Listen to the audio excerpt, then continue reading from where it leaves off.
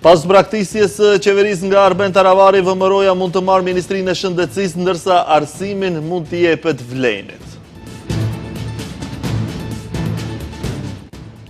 21 vjeçari Vasil Jovanov dënohet me 12 vjet burg për shtypjen me makinë të Frosina Kulakovës.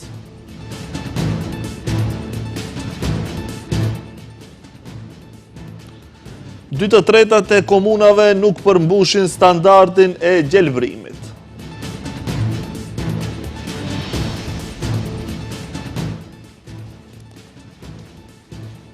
Edi Rama fiton bindshëm zgjedhjet në Shqipëri, Sali Berisha bën thirrje për protesta.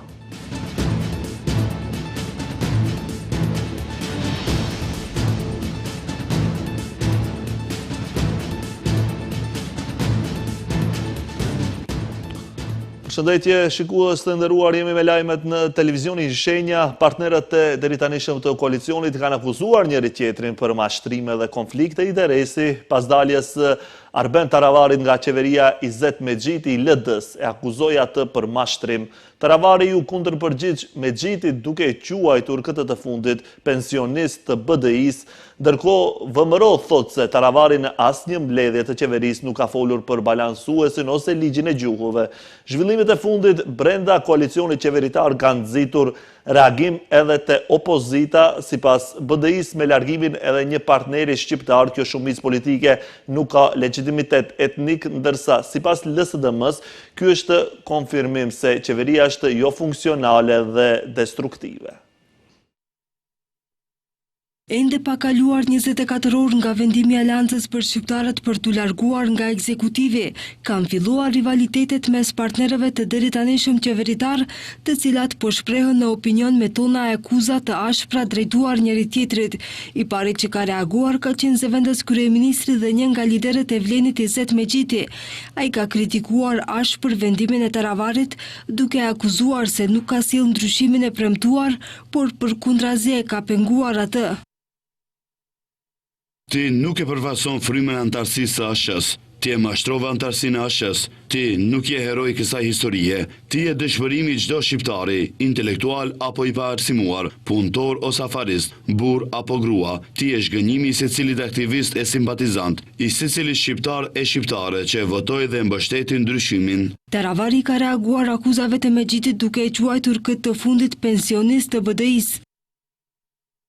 Të flasi për ndryshim një veteran, pensionist i BDI-s, që u nda prej saj vetëm për konflikte interesi, e që shumë shpejt pushteti e vërboi me shkëlqimin e tij, është sa absurde e paq edhe qesharake. Të shkosh me ty është të paralizohesh. Ndërka gjatë konferencës së djeshme për media ku njoftoi për vendimin e partisë, Taravari tha se një nga arsyet e largimit ishte edhe heqja e balansuesit dhe akuzoi se ka tendencë për marginalizim të shqiptarëve, por sipas VMRO-DPM-s, Taravari ka marrë pjesë në mënyrë aktive në mbledhjet e qeverisë, por në ato takime ai asnjëherë nuk ka folur për ligjin e gjuhëve e as për rregullimin e balansuesit. Nuk ka folur dhe as nuk e ka dëgjuar dikush ndonjëherë të flasë për eurointegrimet, se janë bllokuar për shkak të kontestit të trashëguar me Bullgarinë, i krijuar pikërisht nga ata, në përqafimin e të cilit po shkon tani. Por e dim se është interesuar për koncesionarin e parkingut të qendrës klinike, Gjoka, sepse u eliminua nga loja. Ai ishte shumë interesuar për Artan Grupin, Zoran Zaevin dhe bizneset e tyre, si dhe për çështje të rëndësishme për BDI-n. Zhvillimet e fundit brenda koalicionit qeveritar kanë nxitur reagime edhe te opozita. Sipas BDI-s, me largimin edhe një partneri shqiptar, kjo shumicë politike nuk ka legjitimitet etnik dhe është ndërruar në një qeveri monoetnike. Kjo shumicë parlamentare ka dështuar në interesa strategjike kyçe të shtetit dhe për këtë po shpërbëhet. Është koha që legitimiteti i përfaqësuesve politik të rivlerësohet përmes zgjedhjeve të parakohshme parlamentare. Ndërsa sipas LSDM-s, kjo është konfirmim se kjo qeveri është jo funksionale, destruktive dhe plotësisht e zhytur në interesat e veta.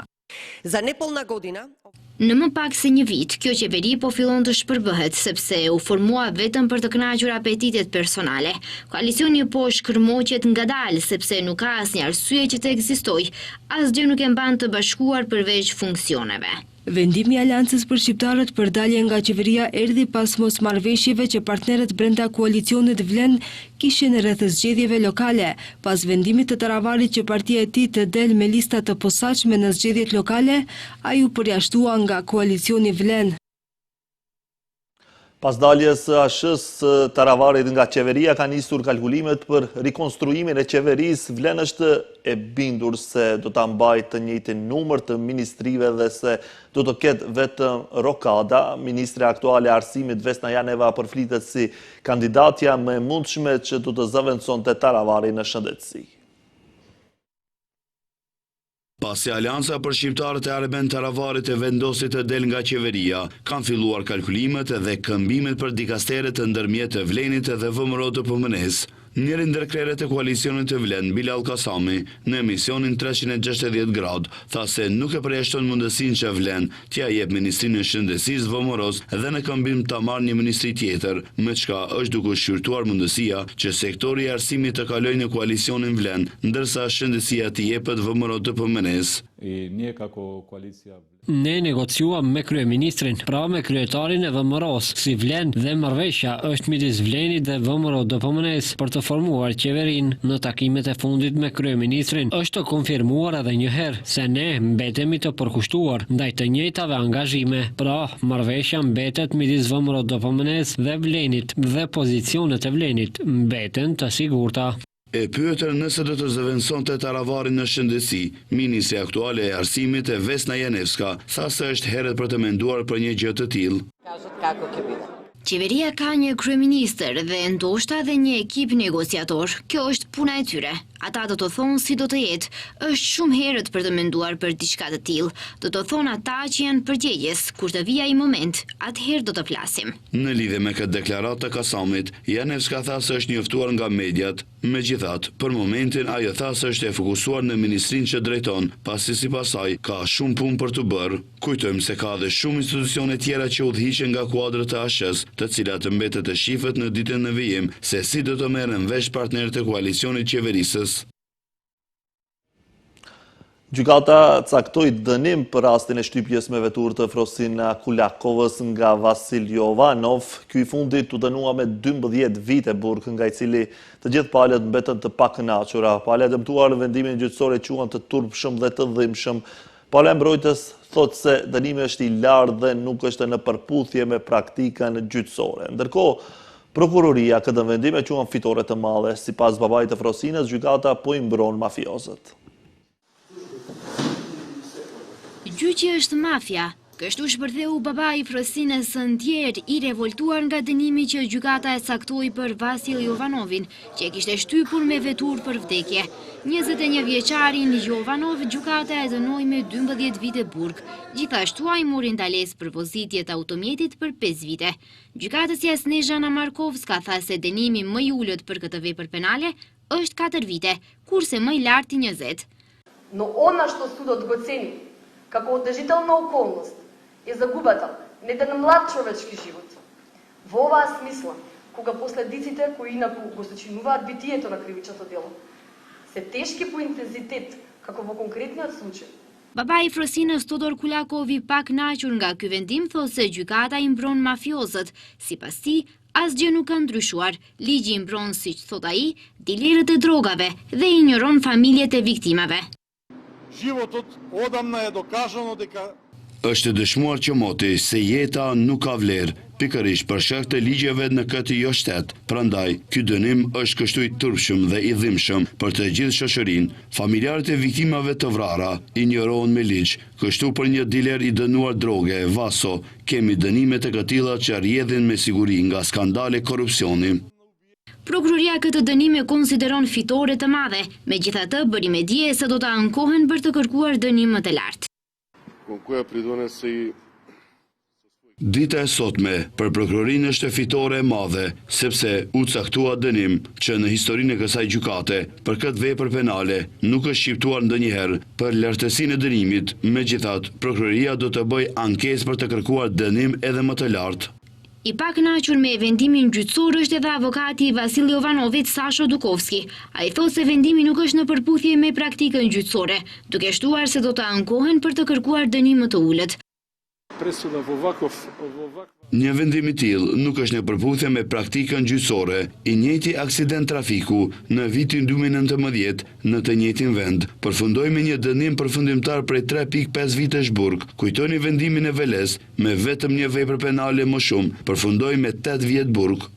Vasil Ivanov më 29 janar duke vozitur veturën e tij pa leje dhe me shpejtësi 91 km/h në ndikimin e alkoolit në bulevardin Aradhat Partizane në vendkalimin për Këmsor e goditi Frosina Kulakova, e cila ishte duke kaluar rrugën në semafor të Gjelbërt. Kulakova nga goditjet e forta ndorroi jetë në vend ngjarje.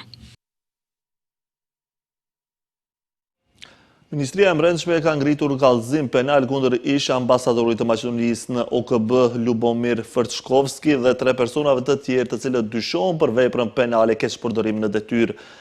Fërçkovski dyshohet se keqpërdori me pozicionin dhe autoritetin e tij zyrtar në periudhën nga prilli 2022 deri në tetor të vitit 2024, ku dyshohet se ka mbajtur në mënyrë të paligjshme mbi $58,000 nga shitja e një prone shtetërore në New York dhe ka shkaktuar dëmeshtesë me shpenzime të pajustifikuara. Fërçkovski ka komentuar kallëzimin e ngritur ndaj tij duke quajtur atë presion të turpshëm ndaj kritikave të qeverisë. 13 institute janë mbyllur dhe 13 të tjera janë nën monitorim, ka bërë të ditur Ministri i Arsimit dhe Shkencës Vesna Janevska. Ajo tha se ekipi I saj vazhdon të inspektojë punën e institucioneve të arsimit të lartë.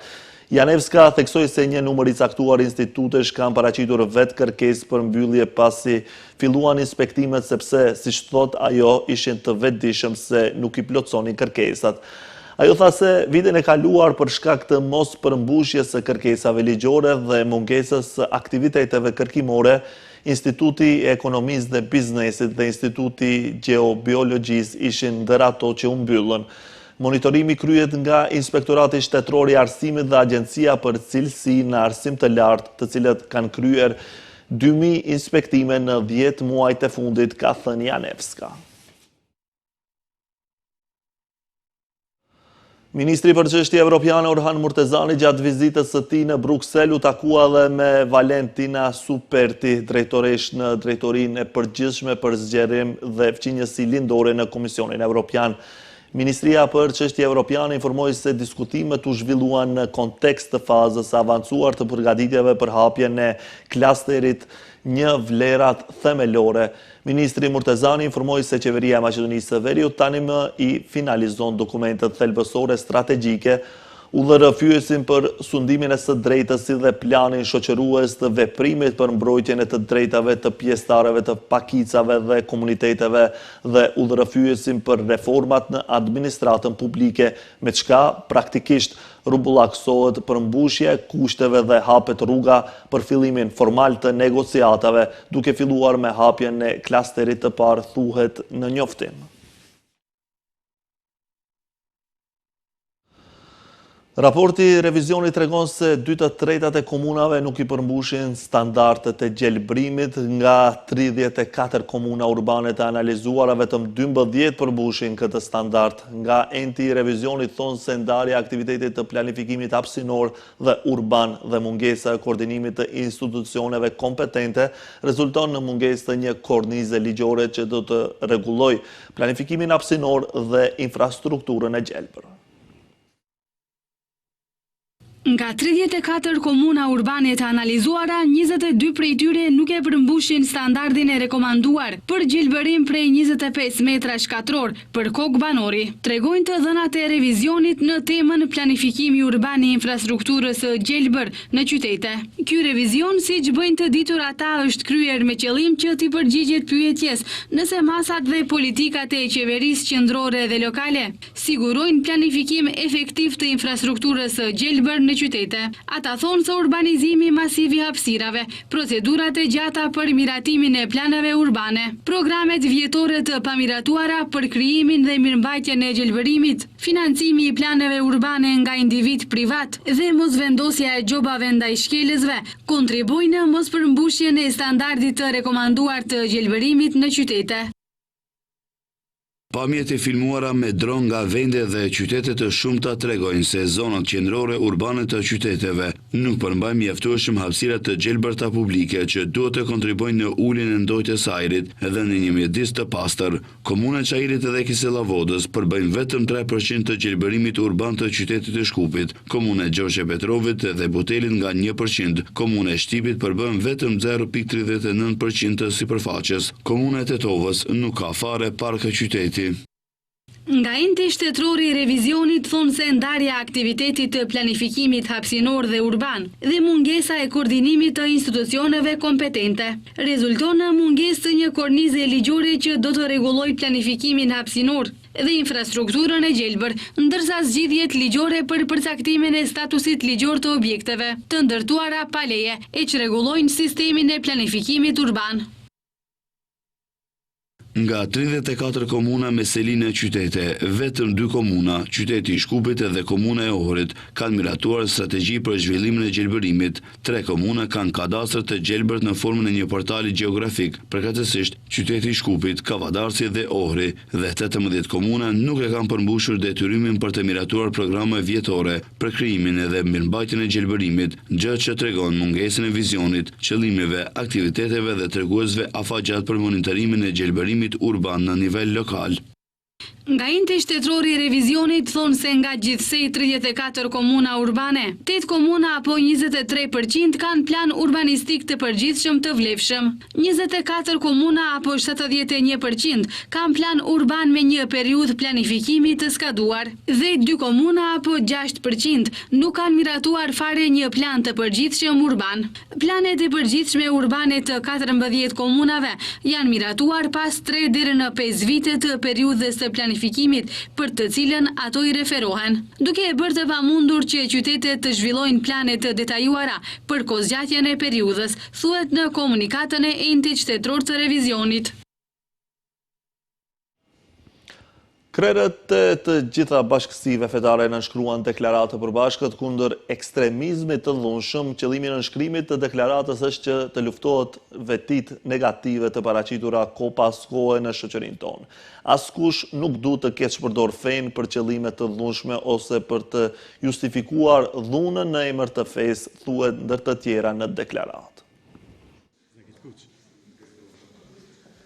Krerët e të gjithë bashkësive fetare u bashkuan në një vend për të nënshkruar deklaratë të përbashkët kundër ekstremizmit të dhunshëm. Deklarata përbëhet nga gjithsej 5 pika, në të cilën mes tjera thuhej se institucionet fetare do të angazhohen në mbrojtjen e të rinjve nga ndikimi i mësimeve të rreshme fetare që nxisin urrëtie dhe dhunë dhe për të promovuar edukimin fetar të drejtë që përhap frymën e bashkëjetesës ndërfetare. Sipas deklaratës së nënshkruar nga krerët fetar, askush nuk duhet të keq përdor fenë për qëllime të dhunshme ose për të justifikuar dhunën në emër të fesë. Drejtoresha e Komisionit për Marrëdhënie mes bashkësive fetare dhe grupeve fetare Olivera Trajkovska tha se qëllimi i nënshkrimit është që të luftohen vetit negative të paraqitura kohë pas kohe në shoqërinë tonë. Верата е повик за мир, повик за добрина. Feja është thirrje për paqe, thirrje për vepra të mira, për bashkëjetesë dhe tolerancë. Prandaj vlerësojmë se gjithçka që del nga kufijtë e asaj që e promovon feja duhet të jetë një farë forme detektuar. Duhet të merren masa preventive dhe bashkësitë fetare si bashkësi që gjithmonë janë angazhuar për paqe dhe tolerancë e bashkëjetesë janë faktor të rëndësishëm në shoqërinë tonë. Krerët fetar janë të rëndësishëm në vendin dhe shoqërinë tonë që kanë edhe ndikim të madh në shoqëri. Në deklarat, bashkësitë fetare konfirmuan angazhimin e tyre për ruajtjen e bashkëjetesës fetare dhe ndërtimin e një të ardhmeje të përbashkët në Maqedoninë e Veriut. Ndryshe, Komisioni për Marrëdhënie me bashkësitë fetare dhe grupet fetare është organi pavarur i administratës shtetërore përgjegjës për çështjet që lidhen me sferën fetare. Komisioni udhëhiqet nga një drejtor, si zyrtari i emëruar nga qeveria.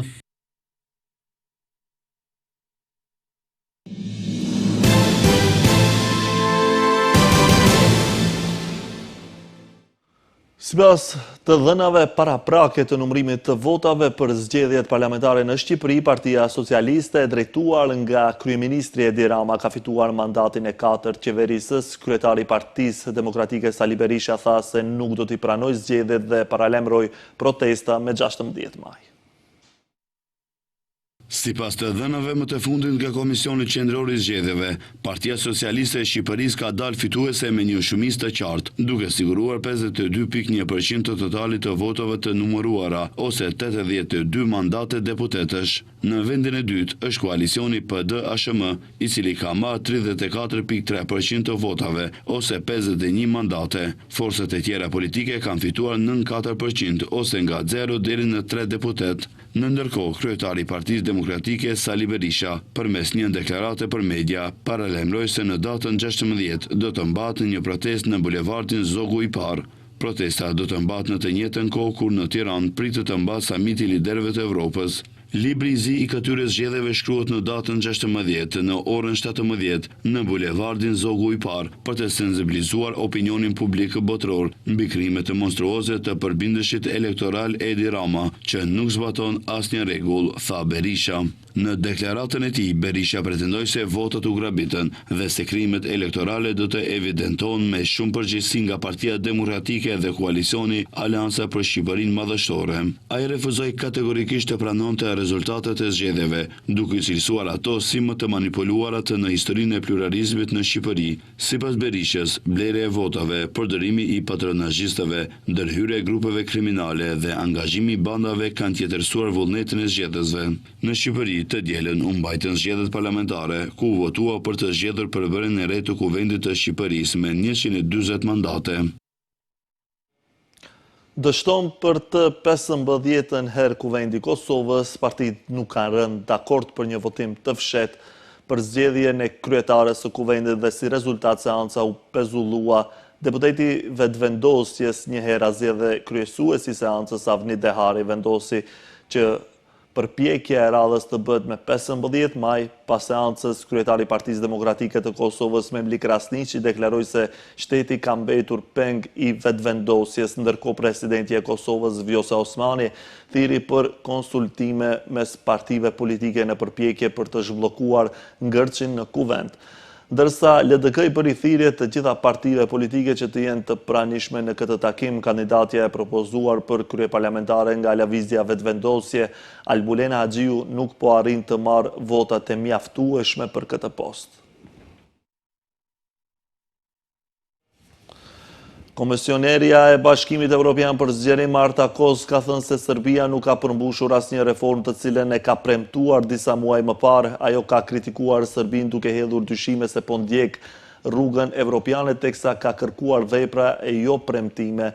Nuk jam e kënaqur me atë që po shoh në Serbi, kryeministri i ri dhe kryetaria e Kuvendit më kanë premtuar se reforma do të implementohen shpejt, por presidenti i Serbisë e pati premtuar të njëjtën te presidenti i Komisionit Evropian dhe presidenti i Këshillit Evropian në fund të marsit, por asgjë nuk ndodhi. Do të shohim se si do të vazhdohet, ka thënë ajo. Kos ka hedhur dyshime edhe nëse Serbia meriton të përfitojë nga fondet e planit të rritjes, duke shtuar se nuk është e sigurt 100% se Serbia po ndjek rrugën evropiane. Kjo ishte gjitha për këtë edicion informativ. Faleminderit për vëmendjen, bashkë miru pafshi.